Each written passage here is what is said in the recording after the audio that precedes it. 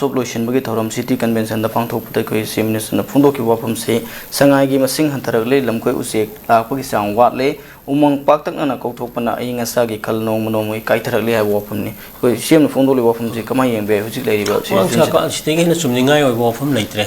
akanoni ko ana sangai haibse kanoni bu alter dear haiba tare akoi gi kanoni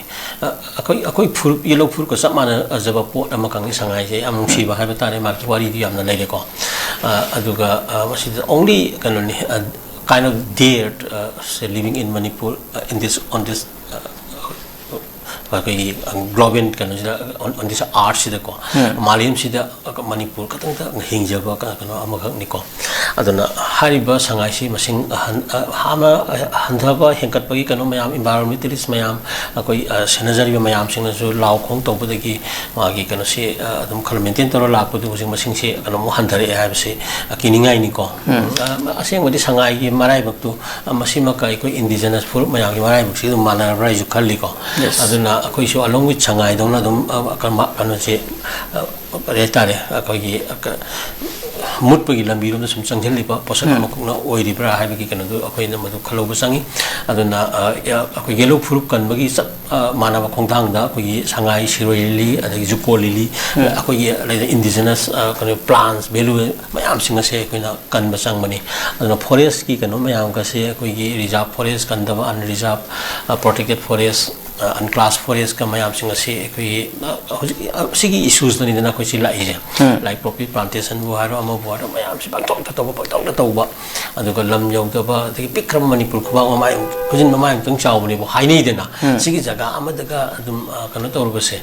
lai ba pu ka se khangam da ba thong ga si sei koi ne chau ba thong bu sa ba da khang di ga ni tor ga last da khang na kan da khangam dra ga di adum kana to ba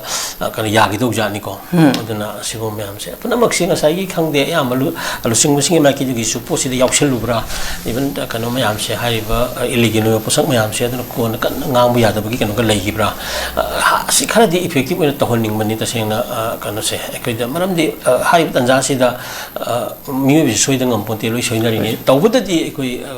kana si da hojik lai time situation ta alagi si part adigi lai society gi conflict situations lai mayam singa si da ekoi ni yengo kan da di hojik lai di kana government se is to be something different government from the previous and upcoming ones ta ekoi na the khena ba gomin am oi ga yam attentive oi ba yam na kan oi ba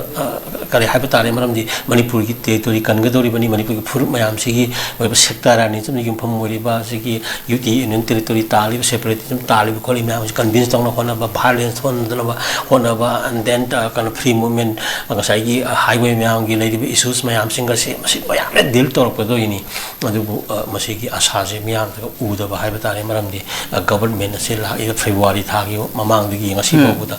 kan mi mari manga ka tanaga sam run to government ko constitution na ya da yam da trying to legi dong ni ka ha ba ka sam to akoi miyam se am phagi parang dong na tum to man gi kan no masum u bo gi kan miyam se na kan ngang ba sa po ta yam nuai ti ba akoi gi miyam na government ki luching ba ma da mayam gi ministries mayam sing lai da ngang sa i bo hai ba ta se ngang hum tok ta bani adu ko i ngang no to thor i thobung ya da bi ngang ni na ko masi su ani gi sumi ba pot ani mak sin phat ba nga ta ni hai bani na masi khang kan da ko gi first ke dog gi hai kan da the very government and actual leader no should be a responsible person and it should take the responsibility in ba according to the time and situations and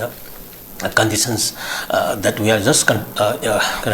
encountering with si mayam si gi ka chanan na thabuk tok thorok pa hai batare hojik ekoi da article 371 gi kari gi hojik se ekoi na pu thok to ba ya makak try da mangang sa hai ho ko issues mayam sing si da hojik ti ekoi na amabu na kan da thaido issues mayam pusala ga ndu last da sai government of India gi intention amakak miyam da ekoi da power you please Manipur gi po se kamai na thu masi thugai ra kan da fruit mayam sayen nga yen tawra kamai tawdagi hai polam sangjal eba aduna hario posuk si kamai tawna masi ataholuidagi hai matam da maramdi masi he tawgi matam da mitai katagi nate nataga even kan kabui katagi nate kan hun katagi nate khongjai katagi nate ba hai ba koiring ma alai ba furu kuntra katari ni pa pansingi lanai loina ꯑꯩꯈꯣꯏꯒꯤ ꯀꯩꯅꯣꯁꯤꯗ ꯃꯥꯡꯒꯅꯤ ꯍꯥꯏꯕꯅꯤꯗ ꯍꯥꯏꯔꯤꯕ ꯃꯌꯥꯝꯁꯤꯡ ꯑꯁꯤ ꯌꯦꯡꯀꯥꯟꯗ ꯃꯁꯤ ꯀꯝꯗꯧꯅ ꯊꯤꯡꯍꯧꯒꯗꯒꯦ ꯍꯥꯏꯕꯒꯤ ꯇꯥꯟꯖꯥꯅꯦꯕ ꯍꯧꯖꯤꯛ ꯂꯩꯔꯤꯁꯦ ꯃꯔꯝ ꯑꯗꯨꯅ ꯑꯩꯈꯣꯏꯗ ꯑꯦꯅꯤ ꯃꯅꯤꯄꯨꯔꯗ ꯀꯔꯤꯒꯨꯝꯕ ꯏꯚꯟ ꯗꯤꯃꯥꯟ ꯑꯃ ꯇꯧꯈ꯭ꯔꯦ ꯁꯨ ꯇꯧꯈ꯭रे 2005 ꯄꯨ ꯂꯩꯔꯦ 2008 ꯄꯨ ꯂꯩꯔꯦ ꯀꯣ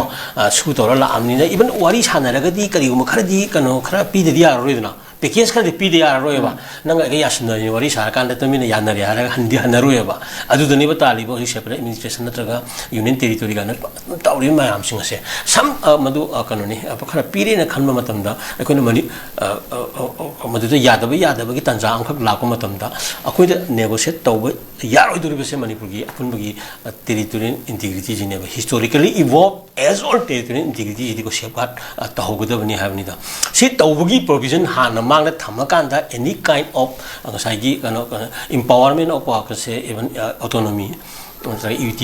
पीबगी प्रोसेस से अखोइना वारी सानागदबनी फर्स्ट इंडियन कॉन्स्टिट्यूशन के आर्टिकल 3 दा नत्रगा 371 सी दा लेदिबा मागी प्रोविजन्स मयाम सिंगसिदा पार्लियामेंटरी गारंटी और constitution guarantee to safeguard the territorial integrity of Manipur को मसी फरना थम मतुंगदा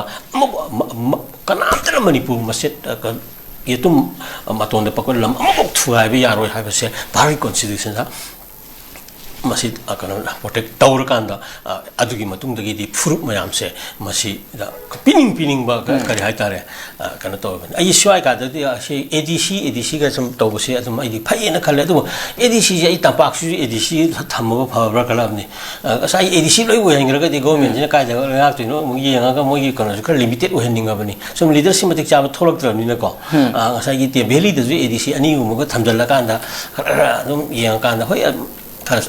critical with the way, but if SD to Talimni and a singy Mayam Sing Siso, autonomy, Amada Leragadi, Billy the Lejariba, autonomy, Mangamakai, the way, Lady Belinga, Cinematam, Sana, Manipuri, upon me, Masanga Manipuri, Prazam, so Purupam, Manadi, Mangamakrava, Manasaka to Purapangamaktrava, a Sigma, the Masamasai opportunity skill and the Sanction of Taragadi, the Purukudimoxi, Nataga, Discodimoxi, autonomy, Bitoka, ADC Makata, Lutamazira, I don't know in a paradra. अरे तारगा दी Moin चांगिंग Young जेब तारे दना अदुगुम्बा the financial power वेरो दगी मागी लो सेमजब दु दिसि मसागी सेमजब याबगी अदुनि हाइबसिंदा uniform ले लो मगी मंगदुनिबा सि सि साइ थमगे को कनो अदुना